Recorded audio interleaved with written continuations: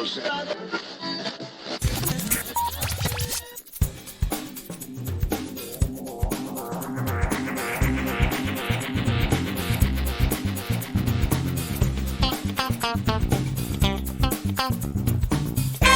welcome to episode 415 of Geektown Radio. I'm your host, Dave, and with me this week is... Gray! How are you doing? Hello! I'm good, thank you. Thank you for having me on again. You're very, very welcome. Thank you for being on again. It's been a few weeks since you've been on. What have you been up to? So I am still sort of ploughing through a few things, and I've finished a few. I've only sadly seen one film in this time that we've been apart, but that is my life. So recently, some 3 shows I thought I'd talk about. I finished Echo on Disney Plus, finally. A little bit slow to the party to get there. I watched Marvel shows with a friend, and to find time in his schedule to watch it was really important. And we loved the aesthetic. We loved what it was trying to do, the whole like immersive element and the story. But we were then just sat there trying to place it. Where would we rank it in all of our series? Because we didn't feel like it did huge amounts. It was effective in terms of its storytelling, but for us, we were very confused with the past and the multiple characters that she was calling on that echoed through her, etc. And we thought, okay, it's definitely better than Secret Invasion. Mm-hmm. It has a little bit more to it than Falcon and Winter Soldier. So it's at the moment for us sitting there amongst like Moon Knight. It's sort of sitting there, sort of like around that side. It's not up with your WandaVisions and Loki season 1 and season 2. But you know, we appreciate it. Hawkeye still stands out, obviously the program she came from. But yeah, we liked it, but it's not going to be, in my mind, taking home loads of awards and accolades. And we know it's only a 1 season thing, so we can understand it might not be coming back, but I'm sure she's going to appear somewhere else in the multiverse. So yeah, I mean, I can't remember whether she's part of, there's a sort of anti-hero team up thing, Thunder something. Oh, Thunderbolts. Yeah, I don't know whether she's one of the Thunderbolts. I can't quite remember, but yes. Possibly, yeah. We'll see. I think she may pop up in that, but I'm not sure. One thing I did watch, it is fascinating. It was at a documentary on Netflix. You know, sometimes you turn Netflix on and it goes, recommended for you. And it knows I've watched some of these classic crime thrillers from America. Is it True Crime? Yeah. True Crime. And this one was called American Nightmare. And it was told in 3 parts. And it was fascinating. And it blew my mind. It was about a guy who calls the police to say his girlfriend has been kidnapped in the night with a bizarre set of circumstances. But you're interviewing him, and then you're interviewing her family, and you're thinking, if he did it, he wouldn't be being interviewed. There's something weird going on here. And then at the very, I mean, I know it's a little bit spoilerific. Sorry, bands, if you're going to listen. It's a bit spoilerific, but at the very end of the episode 1, she appears as the next talking head to take you into episode 2. And like the whole narrative is set up in the first one that the boyfriend's killed her. He's done something dodgy. And then it just builds up in episode 2. And then episode 3, there's another weird twist. And it is just one of those ones. And then I've read all about it online and on the news, and like a bonkers story. They were in the newspapers and quite a big deal in America. But yeah, if you are into your real true crime and it hasn't come up as a suggested one on Netflix, go and watch it. 3 episodes, about 45 minutes each. Thoroughly enjoyed it. Oh, I might have to go check that out. Yes, I like those sometimes. They are done in the way that these documentaries are done. So I'm not going to deny what it's like in terms of its setup and those lots of sprawling drone shots from bird's eye view of towns and while they're talking about it. But anyway, so yeah, finished that. I would recommend that. And then I also finished Gwed, which was on ITVX, which was the sitcom based in Liverpool, young lads. It had a bit of an in-betweeners vibe to it, but they're all very Scouse, written by a Liverpudlian. I thought it was really well done. Some good performances from the very new cast, with a couple of very well-known actors in like the adult and teacher roles. It did a good job, you know, and I'm comparing it to some something I'm watching currently on BBC, which is Borders. Right. And I think Gwed is supposed to be funnier, but does it better. Borders has a lot of discussions on class and ethnicity and gender, and I get that, but I sort of enjoy Gwed a little bit more. So these new takes on young people, the sex education vibe type of thing. Let's see what different communities are like in school. So that was Gwed. I haven't finished huge amounts because I'm just watching loads, and I'm a few episodes in of things. So I'm watching One Day and Extraordinary, which I think I'm going to talk about with you in a moment. I started watching Rob Beckett's new TV show called Smart TV. Yes, that's an interesting one, because I think what somebody pitched was, can we do Never Mind the Buzzcocks, but with TV shows? Exactly. Because that's basically what it is. I was going to say that, because they've got their sport one and they've now got their music one, and they were like, right, we need to get it. And because obviously some of the option questions, have you watched the first episode, Dave? Yes. Yeah, so when they put the options and like they are creasing and laughing, it's just like, I know where you've tried to pitch this, and we're enjoying it. We were laughing out loud. The episode 2, Danny Mays is on there. Yes, that's funny, that episode. It was so funny. And like when they were trying to guess the casualty, what happens in Casualty and Richard Ayoade, it was absolutely brilliant episode. So yeah, really enjoying that. And I'm also slowly trying to get through True Detective. I gave up on True Detective after season 1. It was too bleak and slow for me, but I'm really enjoying this one. I'm 3 episodes in, and it's got a really twisty and turny and quite dark, and it reminds me a little bit of, do you remember Fortitude? Right, yes. Yeah. I thought it might have that sort of vibe. I haven't started it yet. I think I've downloaded the first episode onto my Skybox, but I haven't actually started it. So I do mean to go and look at that, because the reviews for this season have been really, really good, much to the annoyance of Nick, the original creator of it, who's been slagging it off. Cause I think probably out of the fact that they basically took it away from him because he screwed it up after the first season, but it seems to have gone down incredibly well, and they have commissioned a new season of it. They have confirmed that it will continue to be an anthology. Jodie Foster's not coming back for the next season, she said. So no, it's really good. I mean, it does have a lot of Fortitude vibes. So be surprised not to see a polar bear. The polar bear appears, and lots of reindeer and things like that. So it's really good. And yes, I got out to the cinema to see one film since I last was on, and I went to see Argylle. Argylle is the latest from Matthew Vaughn. People know him from Kingsman. Yes. And I'll say it's a fun romp. It's not going to be bringing home the awards. It's not going to be dazzling us with 8-star reviews on IMDb. It's just a fun romp. So you've got Bryce Dallas Howard in the lead as this like reclusive author who writes crime fiction, but her agent she writes about starts almost coming to life and infiltrating her own world. And you've got sort of an appearance from Henry Cavill as the fictional agent. So he's not actually there, but you see him playing out some of the storylines. Sam Rockwell takes the co-lead. Bryan Cranston is the villain. And then you've also got Dua Lipa pops in there, Ariana DeBose, Richard E. Grant, John Cena. Obviously, Catherine O'Hara is in there as a mother as well. So some great acting. Yeah. And it's just Kingsman again. It's just got that. Right. There are some bonkers bits to a point where you're like, it's Matthew Vaughn. I'm just going to accept it. I'm going to accept he's going to put a bonkers bit sequence in here, but we shouldn't really, because it's just takes it out of where you are. So yeah, it was fun. And again, it was something I didn't want to think about too much, because it was either that or trying to see all the Oscar fodder films, which can sometimes be quite mentally draining after a day of work. Yes, particularly as they're not all that cheerful this year either. So, you know. I was trying to look into earlier, like, maybe I should go and see Zone of Interest. Oh, no, that does not sound fun.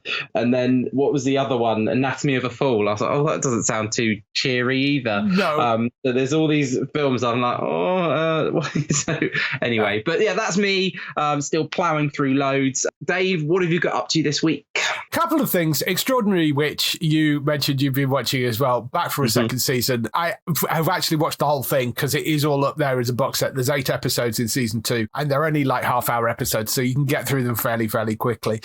It pretty much picks up where we ended with the last season. Jen had decided to go and try and get her power because the entire setup for this is she's in a world where everybody has power except her. There was a clinic which is the sort of thing which is supposed to help you get your power, and it basically turns out that it's not just a case of, hey, you know, we'll figure out your power and here's your power. It is a sort of self-help thing where you've got to go in and have sessions and try and figure out what is blocking your power coming through, which sets up this really entertaining thing of going into Jen's mind, which is essentially a room that is filled with books, which are hilarious boys I've ghosted and inappropriate fantasies and all that sort of stuff. So there's really entertaining stuff in there. You've got the relationship with her boyfriend and the couple that she shares the flat with that have split up at the end of the last season. So there's the fallout from that as well. It's just a really, really fun show. I am absolutely loving the second season. I thought it was brilliant.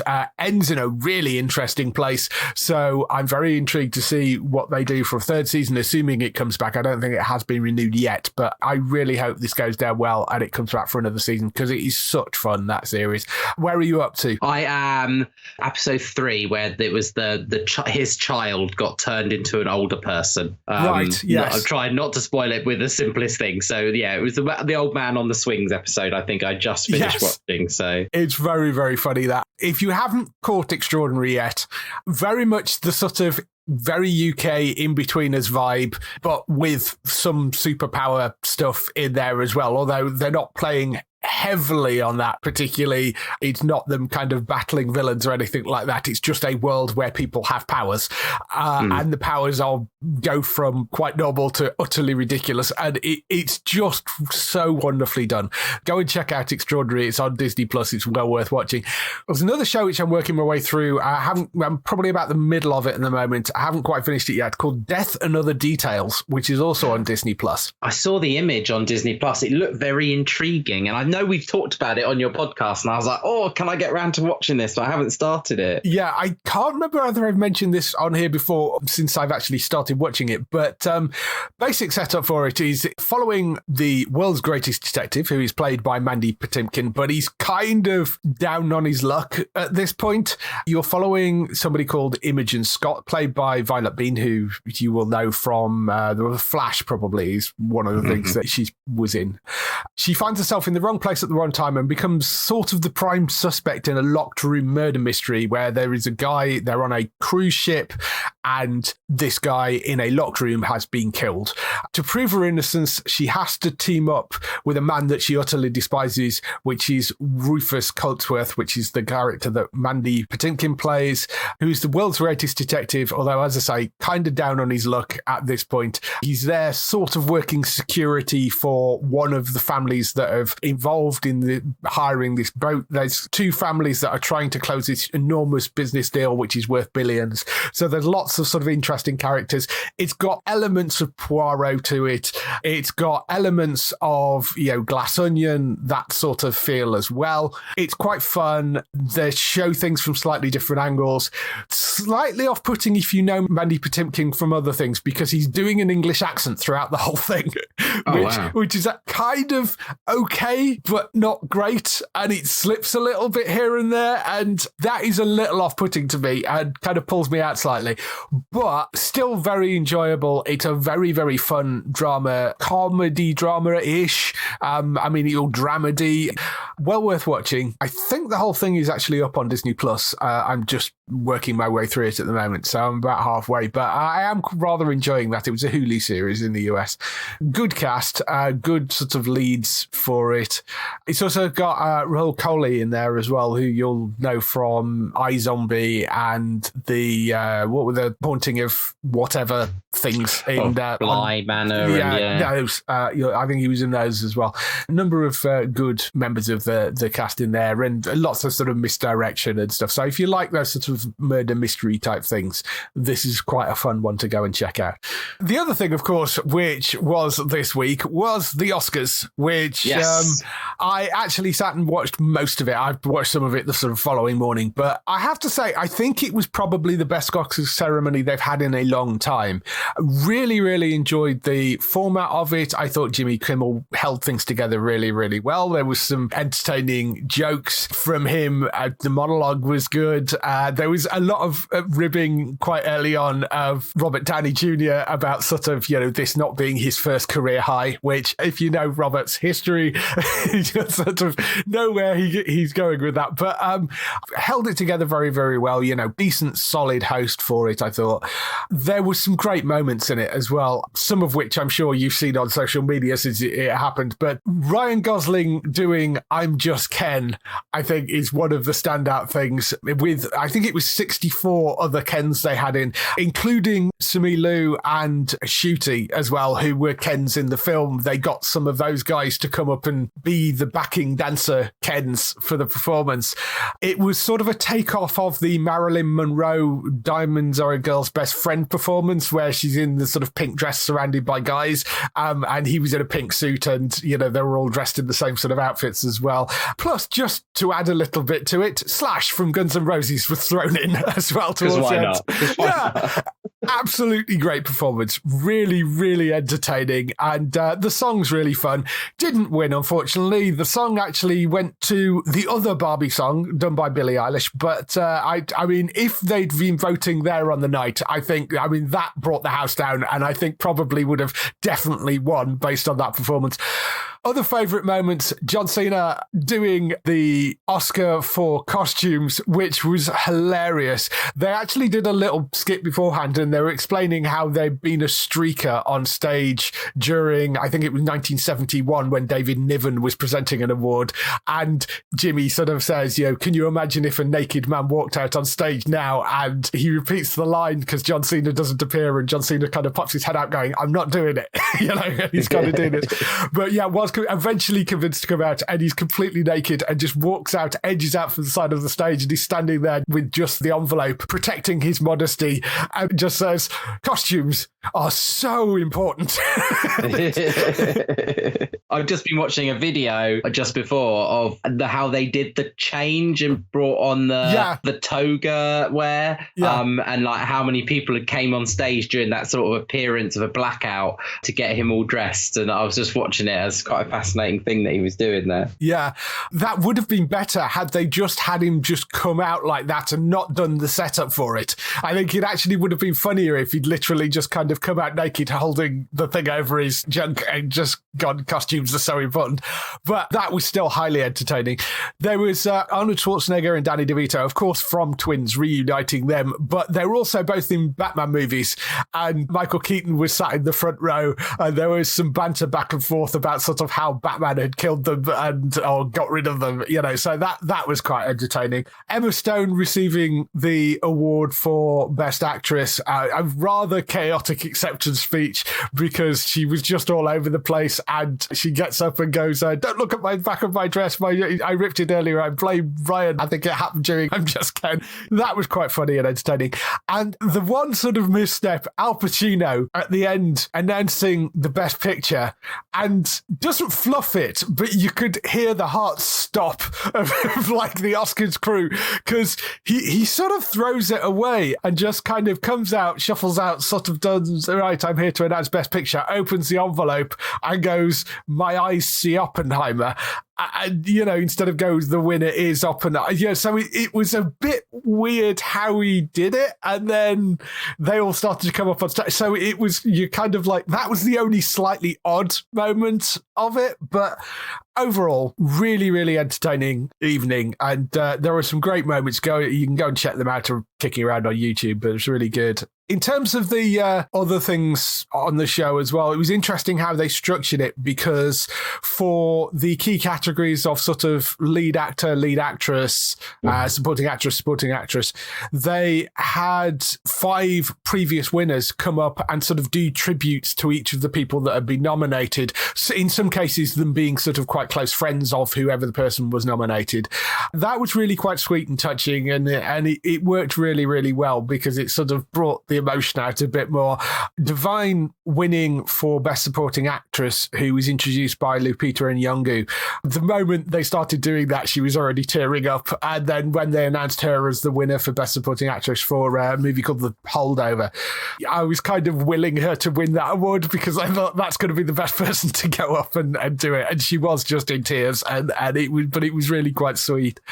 Billie Eilish, as I mentioned, won for her song from Barbie. That's her second Oscar win, and she's 22 years old. It's ridiculous, isn't it? Oh my God. I can't imagine what I was doing. But when I was 22, I hadn't even got my first proper job. Yeah, 22 years old. Just ridiculous.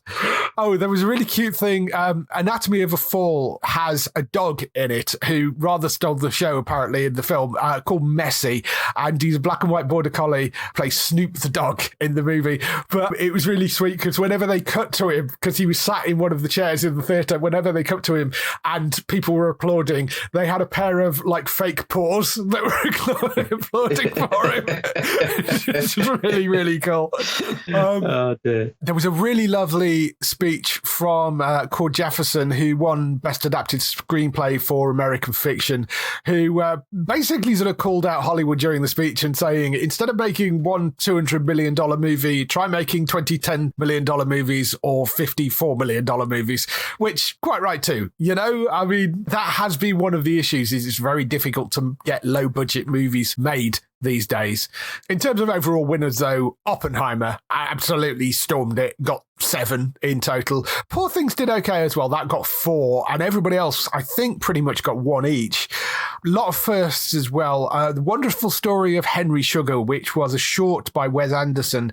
First Oscar after 8 nominations. I'm amazed Wes Anderson hasn't won one before, to be honest. But yeah, same with Christopher Nolan. He won for Oppenheimer as Best Director, and that's his first Oscar after 8 nominations. Cillian Murphy won for Oppenheimer for Best Lead Actor. First Oscar, I think first nomination as well.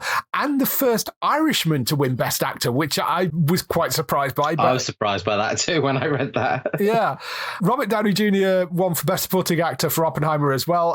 His acceptance speech started off with, I'd like to thank my terrible childhood and the Academy, in that order, which I thought was great. First Oscar, third nomination for that. And 20 Days in Mariupol, which is the first Oscar ever to be won by somebody from Ukraine. And he gave an absolutely beautiful speech talking about how he didn't want to make that film and he wished he hadn't made it, but he felt he had to. Was sort of basically saying, I'd trade it for the violence to stop, essentially, was pretty much his message, because it is about the war in Ukraine. That was just such a wonderful, heartfelt speech. So yeah, Barbie and Oppenheimer being the 2 big movies, Poor Things as well being up there, but Barbie only coming away with 1, and that was for Best Song. Any thoughts on, we've got the sort of whole category list up, but I mean, I don't know what you've seen and what you haven't. So what I was just reflecting on this morning is, obviously, it was such a successful summer last year with having Barbie and Oppenheimer bringing life back to the cinema and the whole marketing campaign, Barbenheimer and things like that. And so, you know, we can sit back now and say, well, Barbie won the commercial element and Oppenheimer has won the critical. I just wish, and I know there's been a little bit of regard to this, that Oppenheimer had acknowledged Barbie, because I believe that some of their success, I'm not saying all of it, but some of their success was due to the fact of this joint marketing campaign, and they picked up some excessive audience that maybe wouldn't have gone to see it, just like Barbie got some audience that maybe wouldn't have come to see it because of Oppenheimer. And I just think I would have loved to see a little bit more acknowledgement, either from Nolan or even from Murphy while he was accepting. But I think cinema is doing really well. There are still too many films in that list that we do not know, because the marketing and decline of people going to the cinema is dropping. I want to go and see more, but then you come around to it and they're really hard to find, or they've been out already and they're already like on streaming services. And I think it's come a long way since the days where, you know, 5 of those movies in when it was a list of 8, you had seen like up on the top of the box office over the weeks coming up to it. I just think at this point,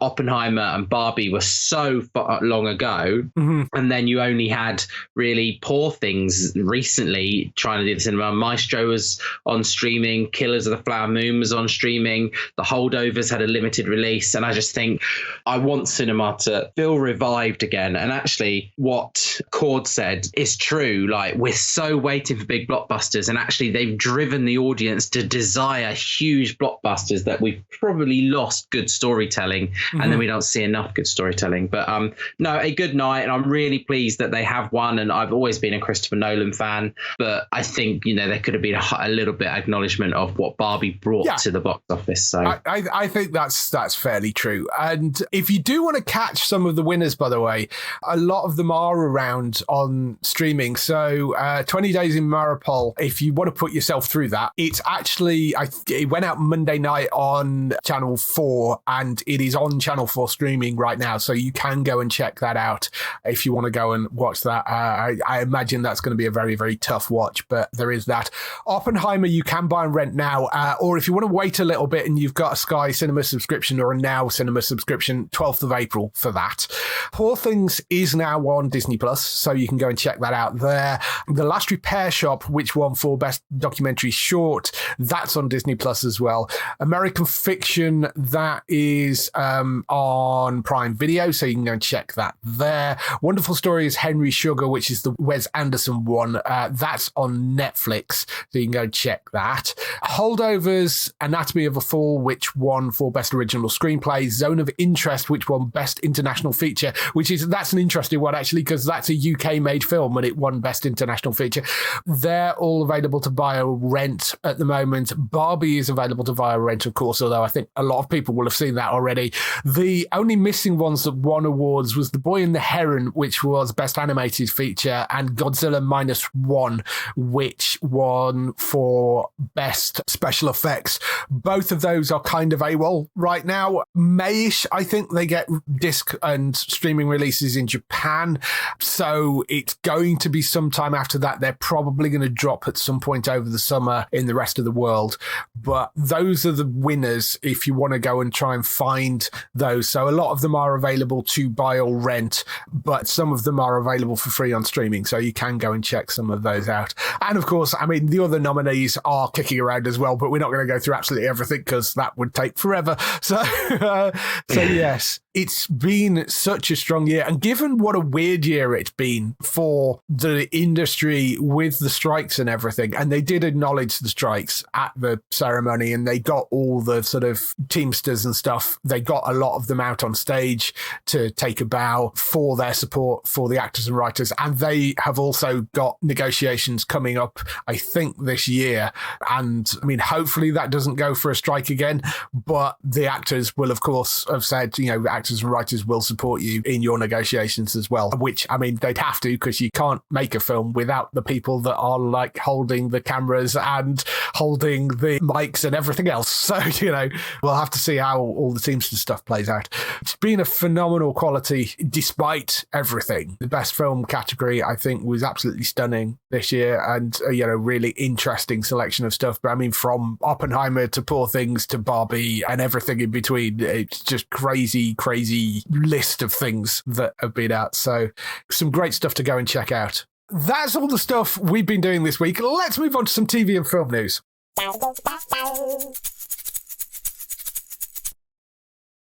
So we start off the TV and film news with renewals, cancellations, and pickups. Start off with a Netflix cancellation, as we frequently do, because it's Netflix. They've cancelled Breakpoint, which was a sort of tennis version of Drive to Survive, except it really didn't match the success of Drive to Survive, so that's been canned. We've got a couple which have been renewed, but also got final seasons for. So Upload renewed for a fourth and final season. That, according to its creator, is planned. He planned 4 seasons for it, so that is coming to an end. And have you watched Upload? I don't know whether... Yeah, I'm really pleased about that, because it took me a while to get back into 3 because of the gap between 2 and 3. Mm-hmm. And then by the time I got into 3 and got to the end, I was like, no, they need one more. They need to round this out. Yeah. is really good. There are a few episodes which are dud, but I really enjoy the story and I really want to see how they round it out. Yeah, and it had sort of got to a point where it needed to come to a conclusion. I think a bit like The Good Place, as much as I like The Good Place, which was, a similar kind of show in some respects, I kind of feel like that was a wonderful, wonderful show, but it needed to come to an end because it had a finite story, and I think Upload is the same. Avatar: The Last Airbender actually renewed for 2 more seasons by Netflix, but it will conclude with its 3rd season, which again makes sense because I think the original animated series had 3 seasons. I mean, it had a lot more episodes. There's like 60 odd episodes of the original animated show, but the idea is that each season will follow a season of the animated show. So it's sort of done in 3 kind of books, essentially. So that's what they're going to do with the live action series. And they've approved the other 2 seasons of it. So I think that's fine. And they know that going into it. So that's going to get rounded out like that. The other thing is a cancellation of a streaming service, which is BritBox UK. Is going to be closed down on the 30th of April, the app and the website. However, all the content is going to be on ITVX. In fact, it already is on ITVX. It will be on ITVX Premium. This writing has been on the wall for this for a while because when you cancelled your BritBox UK subscription, they were going, hey, don't cancel completely. We'll give you a ITVX Premium subscription for less money and you'll get all the same content, plus you can watch ITV without ads. So, I think it's sort of surplus to requirements at this point. It makes far more sense to run through everything through ITVX Premium, I think.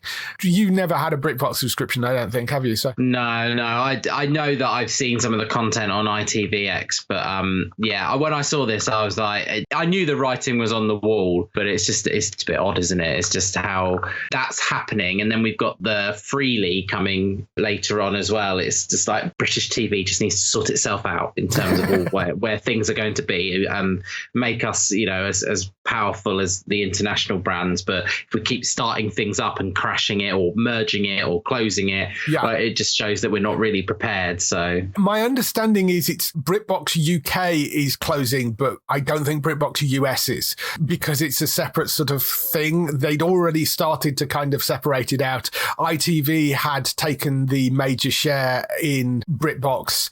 Can sort of understand why they're doing this in the UK because it seems a bit stupid to have these 2 separate services when they can just offer it all on one. So, I mean, I get why they're doing it here. There is one straight up renewal, which hasn't landed here yet, but that's Justin Hartley series Tracker, which we spoke about a while back, but that's got an early season 2 renewal by CBS. So hopefully that encourages somebody to pick it up over here. It has been going down really quite well for CBS. So we'll have to see whether anybody deigns to pick that up here, but that looked quite good. So that's coming back for a 2nd season already. In terms of things that have been picked up and got dates in the UK, Orphan Black Echoes, that is coming 20th of May, they've said, to ITVX in the UK, and all episodes are landing in as a box set. This is set in the near future, takes a deep dive into the exploration of science, manipulation of human existence, follows a group of women as they weave their way into each other's lives and embarks on a thrilling journey, unraveling the mystery of their identity, uncovering a wretched story of love and betrayal. Kirsten Ritter and Keely Hawes star in it, as well as a number of other fairly well-known names. It is, of course, a spin-off from our beloved Orphan Black. Orphan Black will be dropping on ITVX. They just haven't got a date for it yet. I did double-check that to make sure they haven't lost it entirely. They are getting it. They're just getting their ducks in a row for it. That will be coming up as well if you want to be able to watch the original show. And I urge you to do that because Tatiana Maslany's performance in it is absolutely outstanding. But don't know when that's dropping yet, but presumably it'll be before the 20th of May when Orphan Black Echoes drops. Have you got any interest in this? I can't remember whether you watched the original. No, I think I watched like episode 1 back in the day, but never got any further into it. And I was looking at this list earlier. I know you're about to talk about 3 others, and I thought, wow, nearly everything interests me. And then I was thinking, can I go into Orphan Black without having seen the original? But some people have said it'd be good to watch the first one to see this spin-off, but I might give it a try. You never know. Yeah, we don't at the moment know how closely it's going to tie in or whether it's sort of just set in the same world. I'm may have more on that soon because I may be talking to the showrunner for it. So we'll see. But I am looking forward to Orphan Black Echoes because I loved the original show so much. And if you haven't seen it, it is worth going to look at. How closely this ties into it, I don't know. Other shows, the FBI's have got kickoff dates. So season 6 kicks things off on the 21st of March at 9 p.m. on Sky Witness. International follows that for season 3 at 10 p.m. FBI Most Wanted, that's moved around a little bit. So season 4 of that does technically premiere the following week on Tuesday, the 26th of March at 9 p.m. on Sky Witness. But that is before the other 2 shows air their second episode, so it is still in the correct order, if that makes sense. Do you know if, I know they've got less episodes because of the strike, do you know if there's a big collaborative 3-episode one like they did last season? I am Have they not said anything about that? sure this season whether there is or not, but they are running in the correct order. Don't worry that they look like they're one of them's running a week behind. It isn't. It's just starting the week after, but before the others come back. So it is all in the right order. It's just the main reason I think for that is because in the US they run it at 8, 9 and 10. The problem is that you can't do that in the UK because of the content of the shows. As somebody mentioned when we were talking in the comments, somebody pointed out that that's probably most likely the reason they don't run to 8 p.m. and 11 p.m.'s a bit late to be putting on something which is one of your major series. You'd have to cut it if it was on at 8 p.m.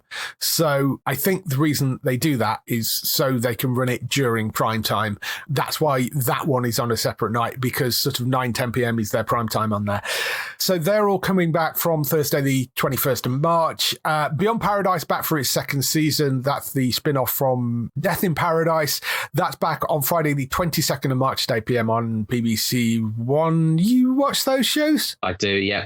Do watch those. That's been back. I know there's a lot of love for Chris Marshall out there, so I'm sure you'll enjoy that. And Alex Rider Season 3's got premiere date 5th of April on Freevee for the third and actually the final season for it as well. I mean, there are obviously, I think, more books they could probably adapt. However, the guy that's playing Alex, I didn't realise, I looked up his age, he's 27 years old. Yeah, he's pushing it a little bit, isn't he? Yeah, and I mean, he got away with it when they started 5 years ago, but I kind of think you're getting to the point where you probably can't get away with it now, so we'll see. But they're doing a third and final season of that. It's a shame because it is a very, very good show, that, and I certainly enjoyed the first season. Still haven't got around to watching the second season because I forget it's on Freevee.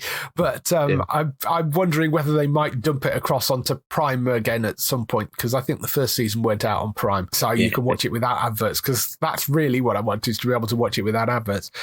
In other news, BBC have picked up an adaptation. It's a new adaptation of Ian Ranking's Rebus novels. Do you remember there was an original version of this? Yes. I mean, we're going back a number of years. What was his name? The old Scottish actor...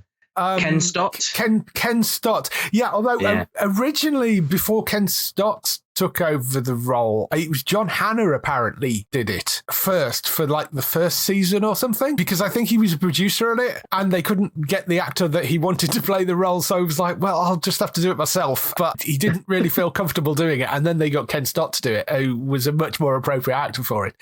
But there's a new version of it coming. It stars Richard Rankin. Richard Rankin it's not nepotism. There's no relation to Ian Rankin. That's purely a coincidence.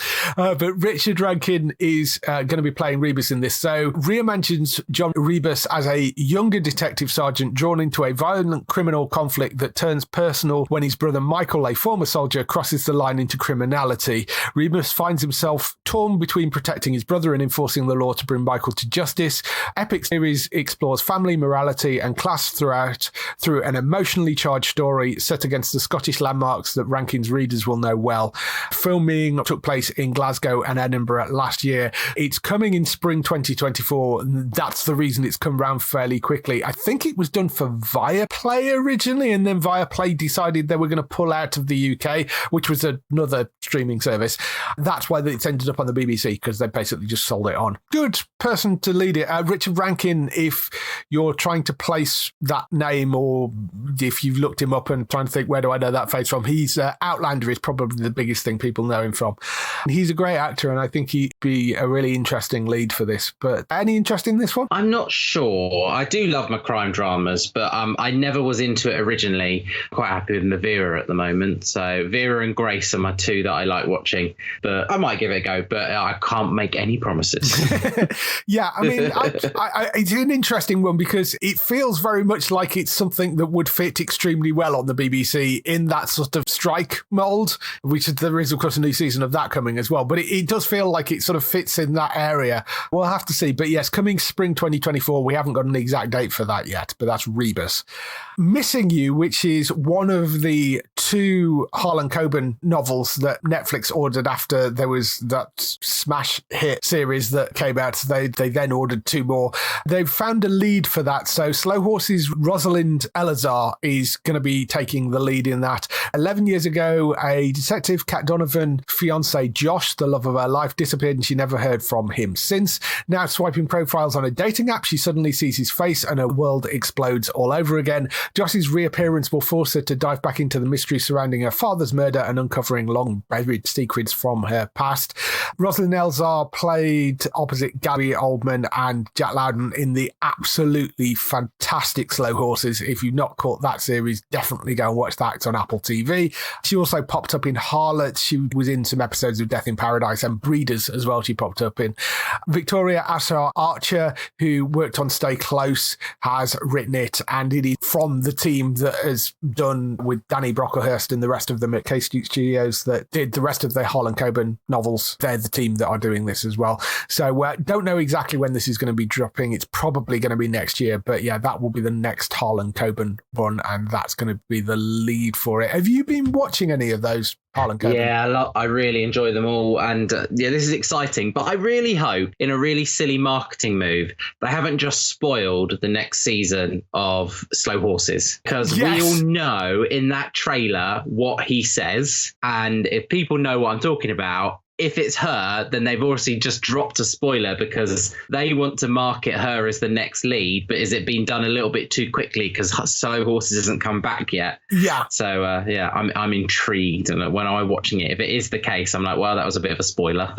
Yeah, I mean, Slow Horses doesn't necessarily take that long to shoot, so there's no reason why she couldn't do both. I get what you're saying, but that doesn't necessarily mean anything for her character in Slow Horses, so we'll have to wait and see. I mean, she's a great actress. I think she'll be a really good, solid lead for that. We'll have to see whether Richard Armitage pops up in this one, because he seems to have been in all the others. He was on the Oscars coverage as well with Jonathan Ross randomly as well, because I think he's got there's a thing called Red Eye, I think, coming up on ITV, and he's in that. So if you're a Richard Armitage fan, that's another one for you to look out for. Lastly, in the news, there is a Baywatch reboot actually in active development. I mean, we've been talking about this on and off for years, but it actually looks like they are properly developing it. It's being done by Fox. Weirdly, this is the second lifeguard drama Fox have actually picked up and are working on. There's one, I think, called High Surf, which they're also actually, I think, has going to series, whereas this is only a pilot order at the moment. But I mean, as I'm sure most of you are aware, Baywatch followed the action and drama of the lives of Los Angeles County elite lifeguards who patrol the beaches of Los Angeles County, California. The original show starred David Hasselhoff as Mitch Buchanan, ex-Navy SEAL turned lifeguard. He was actually the only character, I think, that lasted all 9 seasons of it. And of course, also had Pamela Anderson in it, Lasveen Breath, Erica Nylak, and it even featured a young Jason Momoa in the later seasons as well, which I'd completely forgotten until somebody mentioned it on the press stuff. But the new version, it'll see the return of daring ocean rescues, pristine beaches, and iconic red bathing suits, along with a whole new generation of Baywatch lifeguards who navigate complicated, messy personal lives in this action-packed reboot that demonstrates there is a family you're born with and the family you find. I mean, it sounds like they are actually going for a reboot and not sort of something else set in the same universe, but I mean, we'll have to see whether they do recast somebody as Mitch. I mean, there's no reason why you couldn't necessarily just do it with an entirely new bunch of people with slightly different names, which would then give you the option of bringing some of the old cast back, you know, have cameos from Hasselhoff and stuff. Yeah. I mean, I don't know. I don't know whether you need that, though. I mean, maybe you are better off just making a complete break from it. It's been given a fairly sizable, according to reports, script plus penalty commitment for a pilot, which in TV talk basically means that they've ordered the script, and if they don't then go on from that script to make the pilot episode, they've got to hand over a big bag of cash to the production companies that are creating it. Laura Olson is the person who's been handed the reins as writer and showrunner. She worked on the 90210 reboot. She also worked on CBS's Blood and Treasure, which I seem to remember was quite a silly, over-the-top series. The 2012 Beauty and the Beast remake as well, and she worked on CW's drama Rain.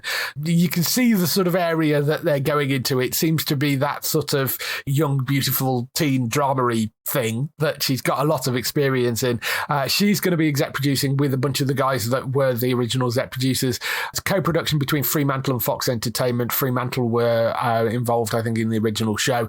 I don't know how much you watched the original Baywatch. I mean, I'm quite happy to see it was this a stuff. Saturday night sort of, Gladiators, Baywatch, Blind Date, Surprise, all those things you used to watch on a Saturday night when we were growing up. I feel like we're going to be reliving that in a few months' time. Like, we're going to be, we're watching Gladiators at the moment, and even like Wheel of Fortune, and it's like reliving my entire childhood. I'll bring back London's Burning next. Yes. The Bill. Oh. Yes, oh God. So, as I say, at the moment, it is only a pilot order. They probably will make that pilot, given that it's going to cost them money if they don't. However, whether that goes to series or not still remains to be seen. I mean, it's a big brand name. It's the closest we've got to a potential reboot of Baywatch. As I say, we don't know. It does say reboot, so it may not feature any of the original cast, but we'll have to wait and see with that. But it's being done by Fox in the US. And as a reminder, Fox has nothing to do with Disney at this point. The Fox channel in the US has nothing to do with Disney, so it's not suddenly going to appear on Disney Plus over here. And if you want to watch the original, I think they're all on Freevee over here. You can go and check them out if you want to go and check the original episode, and they've all been upscaled and polished and stuff if you want to go watch the original show. So that's all the news for this week. Just some highlights for next week on TV next.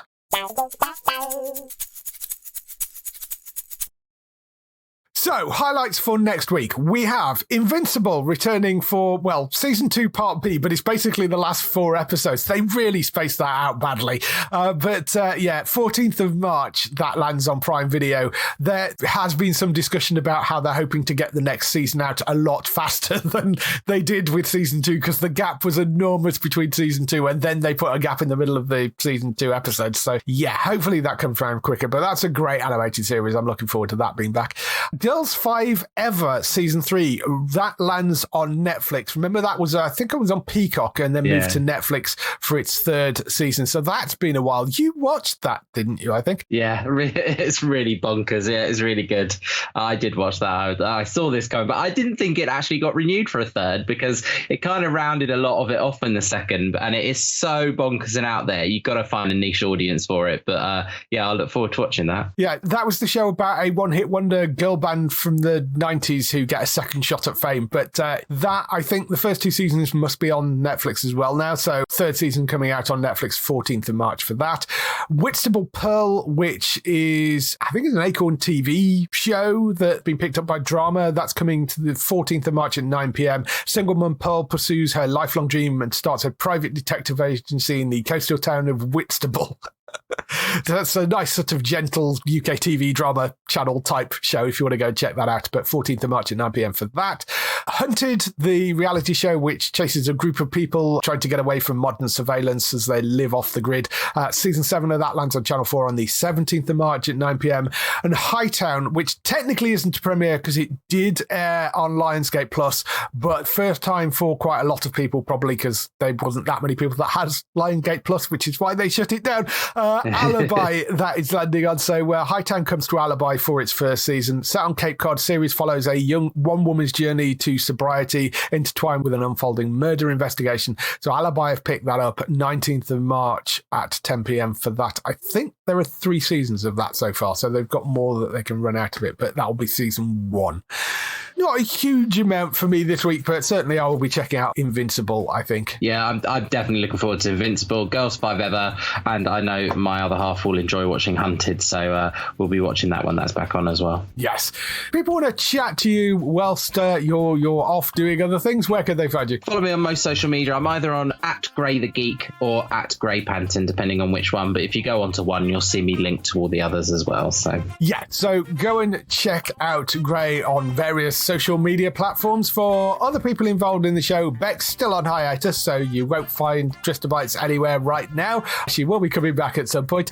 And Matt, you can go and find over at entertainmenttalk.org for lots and lots more podcasts. I think there was some Man U win this weekend, so I am sure he'll be talking about that.